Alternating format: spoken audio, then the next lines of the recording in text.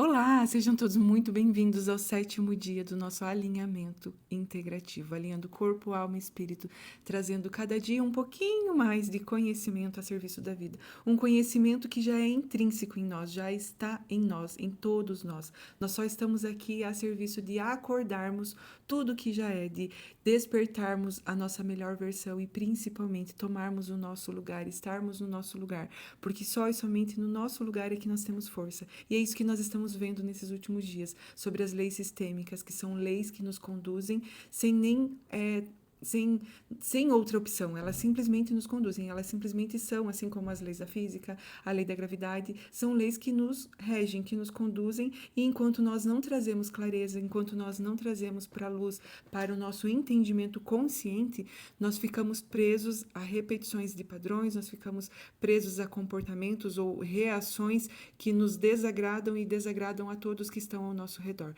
E é essa clareza que nós queremos trazer cada dia um pouquinho mais, para que do nosso lugar, com a nossa força, com o amor intrínseco que já é em nós, nós possamos transbordar, sermos realmente imagem e semelhança do Criador, assim como está lá em Gênesis. E nós só conseguimos ativar a nossa verdadeira identidade, que é sermos filhos amados de Deus, criaturas criados à imagem e semelhança do nosso próprio Criador, se nós estivermos no nosso lugar. Só que nós passamos uma vida fora do nosso lugar, uma vida repetindo situações ou tendo reações e comportamentos que no mesmo instante a gente fala assim, putz, por que eu fui fazer isso? Ou por que eu reagi dessa forma? Ou por que eu respondi dessa forma? Então é para esse lugar de clareza, de amorosidade, de respirar no meu lugar de força é que eu estou convidando todos nós nesse dia para estarmos um pouquinho mais. Hoje nós vamos ter um tanto mais de clareza sobre a terceira lei sistêmica. Falamos sobre o pertencimento, falamos sobre a ordem e agora vamos trazer a terceira lei, que é a lei do equilíbrio. E o que é esse equilíbrio? É o equilíbrio de troca. Todos os relacionamentos, tudo na vida precisa ser equilibrado. Todos os nossos relacionamentos, tudo que rege as nossas relações, todas as áreas da nossa vida, elas precisam estar em equilíbrio. Quando há uma desordem, né? Lembra da segunda lei sistêmica? Quando estamos fora do nosso lugar, quando estamos com algo desordenado, automaticamente vai respingar na terceira lei, que é a lei do equilíbrio. Então, se estou fora do meu lugar, é impossível manter o equilíbrio em qualquer uma das minhas relações. Se eu estou fora do meu lugar, é impossível todas as áreas da minha vida estarem em equilíbrio. E é essa clareza que eu quero trazer para todos nós hoje. Há uma única relação, prestem bem atenção, há uma única relação que não precisa ter equilíbrio de troca. E essa relação é dos pais para com os filhos, dos filhos para com os pais. Nós, filhos, nunca vamos conseguir equilibrar a relação com os nossos pais, porque eles nos deram a vida, eles nos deram o que há de maior, que é a vida. Eles estiveram a serviço de nos gerar e nos deram permissão de estarmos, de vivermos, de aqui estarmos. E isso é impossível pagar, é impossível equilibrar.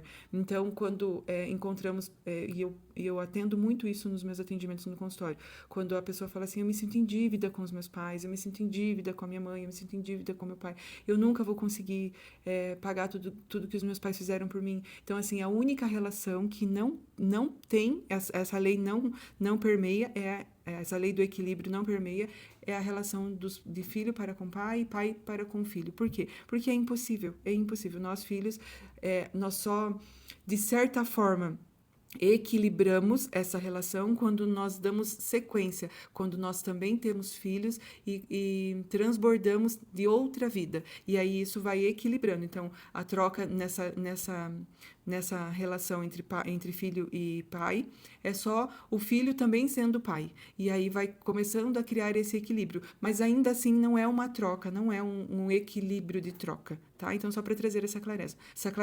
De resto, todas as relações precisam de equilíbrio de troca.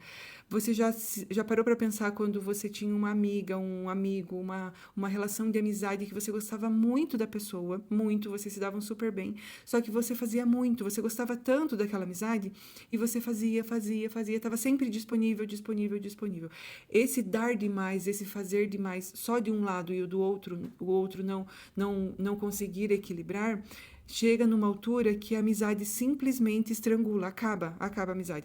Não teve briga, não teve desentendimento, não teve nada. Mas há um afastamento, por quê? Porque o que recebeu demais, ele se sente tão em dívida com o amigo, com o outro lado, que ele não consegue mais, mesmo que ele tente compensar, ele não consegue. Então, esse é só um exemplo, mas assim como na amizade, também no relacionamento amoroso. Quando no relacionamento de casamento, ou qualquer relacionamento amoroso, independente da fase, namoro, noivado, casamento, essa troca precisa estar em equilíbrio. Um faz, o outro faz, um faz, o outro faz. Por quê? Porque isso mantém o relacionamento equilibrado. Imagine uma gangorra, e aí a gangorra vai para lá, para um lado e para o outro. Então, é exatamente isso nos relacionamentos. Um faz, o outro compensa. O outro faz, o outro compensa. E assim vai indo. Mantém esse equilíbrio de troca para se tornar saudável.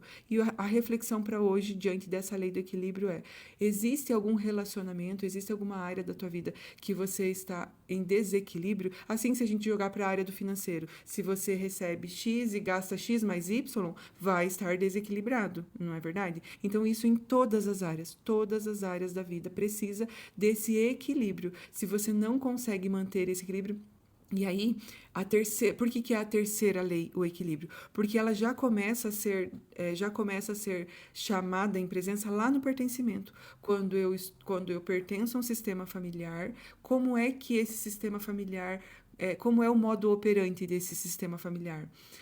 Aí eu venho com essa repetição de padrão, então eu pertenço a isso tudo, logo eu sou isso tudo.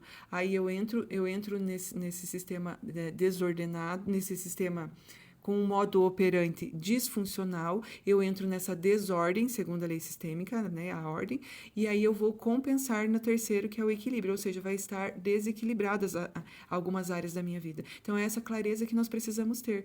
Pertencimento, ordem e equilíbrio são três leis que permeiam juntos, na mesma intensidade. Começa lá no pertencimento, aí eu entro em desordem, aí eu entro em desequilíbrio. Então, quando eu olho só para o financeiro, o financeiro não prospera, não vai e tal, eu volto lá para a primeira lei. Né? Então, pertencimento, como é o meu sistema familiar? Como é esse modo operante de onde eu vim? É assim, as pessoas trabalhavam muito, mas também gastavam muito, ou as pessoas não conseguiam prosperar, mesmo trabalhando muito, mesmo fazendo muito. Ou seja, eu vou e analiso essa primeira lei, que é o pertencimento.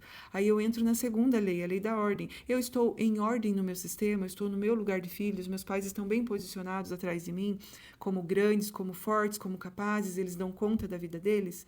Então, eu analiso essa segunda lei. E a terceira lei, que aí é a lei do equilíbrio. Opa, então, se eu já identifiquei lá no pertencimento o desequilíbrio, eu já achei a resposta da terceira lei, entende? Então, é essa análise, é esse o convite para hoje. Hoje é domingo, é mais tranquilo para fazermos uma autoanálise, é olhar para mim, olhar para aquilo que está doendo em mim, olhar para aquilo que está desafiador. Qual área da minha vida hoje está desafiadora? Nos relacionamentos pessoais, interpessoais, no financeiro, no social, na religião, né, na igreja. Onde é que está pegando? Onde é que está pesando? Normalmente, não é uma área sozinha. Ela é uma área mais forte, mas ela repercute nas outras áreas, porque nós somos um único ser. E sendo únicos, nós permeamos em todas as áreas com a mesma energia, com o mesmo modo operante. Então, é essa clareza que eu quero trazer para nós hoje. Porque, sim, o pertencimento, ele é do nascimento, já nascemos pertencendo. Só que permanecermos nesse modo operante, aí é uma questão de decisão, de escolha, de autoconhecimento e principalmente de conhecimento. Primeiro eu me conheço, primeiro eu busco conhecimento para me conhecer. Me conhecendo, eu consigo mudar, ressignificar e transformar o meu modo operante. Então é nesse lugar que eu quero convidar a todos nós para permanecermos um pouquinho por dia, um pouquinho por dia. Permita-se olhar para si, permita-se cuidar de você, permita-se identificar suas fraquezas, suas mazelas, seus pontos fracos, e permita-se identificar o que te fortalece, quais ambiências te fortalecem, quais pessoas te fortalecem. E lembrando que eu pedi para todos nós fazermos uma tarefinha de o que eu gosto, o que me deixa feliz, o que eu não gosto, o que me deixa triste, irritado, irado, enfim. Vocês fizeram essa tarefinha? Vocês identificaram o que eu gosto, o que sim e o que não?